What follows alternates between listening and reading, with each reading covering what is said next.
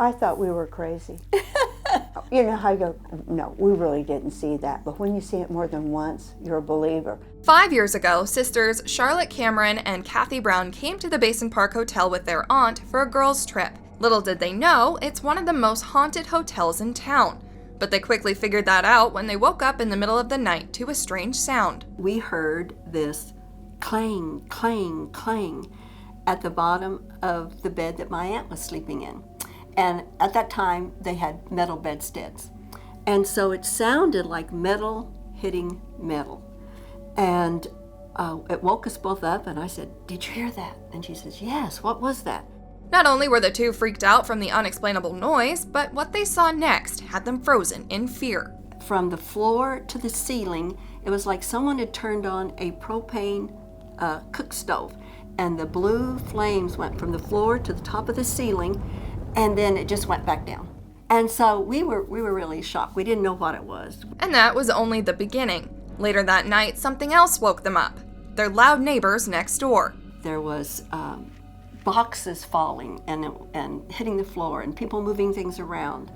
And you could hear voices. Only there was no room beside theirs and no neighbors to blame for the noise. We were just baffled. The next day, the ladies went down to the concierge desk to express their concerns, only to find out some shocking news. He said, "Well, ladies, you're staying in the most haunted room in the most haunted hotel in Eureka Springs." After that conversation, they began researching the Basin Park Hotel. Fascinated by the history and activity they witnessed during their stay, Charlotte and Kathy kept coming back to gather material for a new book, Ghosts of Perry House. Something wanted us to tell the story. Back in 1881, another hotel called the Perry House stood where the Basin Park Hotel is today. People came to be healed by the spring water after hearing about its magical qualities, and many stayed at the Perry House. Barely 10 years later, the building caught fire and burned to the ground. The Basin Park Hotel was then built on its ashes in 1905. Since then, guests have reported strange happenings at night. The guests share a lot with me, and I encourage a lot of photography and video, and that's where we see most of it, is in images. Diane gives ghost tours at the hotel. She showed me these photos that guests have taken on the property, including this one of what looks to be the face of a man with a cowboy hat in the window. History shows many cowboys and famous outlaws stayed at the Perry House before it burned down.